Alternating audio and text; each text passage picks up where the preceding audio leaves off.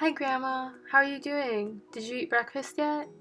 I see her open her mouth and try to say the word yes, but nothing comes out. Her wonderful smile is now a frown. My grandma had aphasia, specifically Broca's aphasia, one of the most common types of aphasia. To understand what Broca's aphasia is, imagine you're in a Zoom call with your loved ones and they're all talking about what they did to celebrate the holidays. All you want to say is that you baked so many desserts you're sure there's going to be leftovers in February. Except, your mute button is permanently on and the chat feature is disabled. This is what aphasia feels like. People can think of what they want to say, but they cannot talk, write, type, or spell because they have trouble stringing letters into words and words into phrases. People with aphasia often feel alone and trapped inside their head. This causes them to be less motivated in their long recovery journey, and it leads to feelings of helplessness in their loved ones. From my personal experience, it's awful, and it's not an experience I would wish on any family. Unfortunately, my grandma is not alone. There are at least 2 million cases of aphasia in the United States, and 180,000 new cases of aphasia each year. Inspired by my grandma's dream of connecting with us, Vitam was born. Vitam is an online, personalized communication tool designed to empower people with aphasia to express themselves and reach their dreams of connecting with their loved ones. Let's see Vitam in action. First, users create an account on our website. To log in, the email and password will be filled in by the web browser for people with aphasia. Vitam was initially created for my grandma who had little motor functionality, so we implemented an eye tracking software.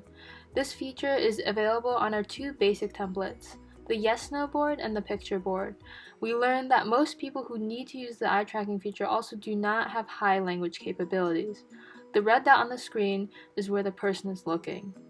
Through talking to and learning from speech-language pathologists, caregivers, and people with aphasia, we met Jay and created our messaging template.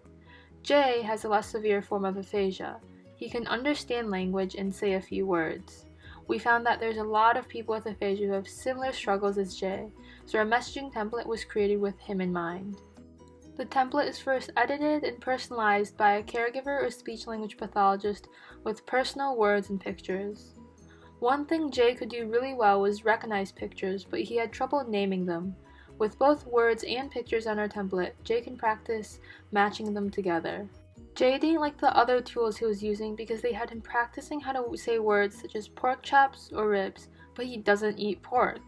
With our template, Jay can select the words and phrases to express what he likes to eat, such as meatloaf and brownies, and that he doesn't eat pork. Vitam pronounces each word or phrase when selected. Some people with aphasia may easily understand spoken language, but have difficulty in reading written language.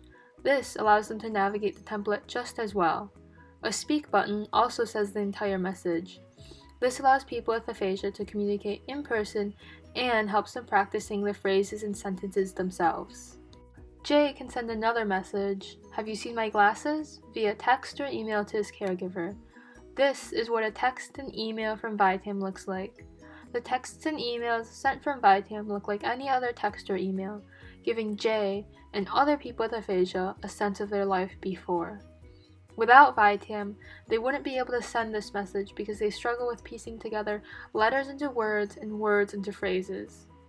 Also, our speech-language pathologist advisor, CP, said that text messaging and email allows the loved ones to still feel that the person is still the same person as before. Early in the pandemic, we updated Vitam to be easily used during teletherapy sessions so people with aphasia can continue to receive care. A webcam feature in our messaging template allows the person to see the template and their speech-language pathologist's face on the same screen. People with aphasia rely heavily on facial cues, so this allowed Vitam to be effectively used in teletherapy. Vitam is the first tool that has it all. A current tool is therapy apps that help people with aphasia practicing particular sounds, but the practice does not directly and quickly help with communication or connection with their loved ones. Another type of tool is Augmentative and Alternative Communication, or AAC. They provide people with aphasia with a preset template that speaks for them. However, the words on the template cannot be customized, so the person is limited on what they can say and can only connect with their loved ones on a shallow level. People with aphasia and their caregivers also associate using AAC with losing hope that they will recover to their life before. Vitam is the first technology that empowers people with aphasia to connect with their loved ones on a personal level while practicing their speaking skills, all in one tool. While my grandma unfortunately passed away, I was able to bring Vitam back to the hospital where she had stayed. The impact was clear.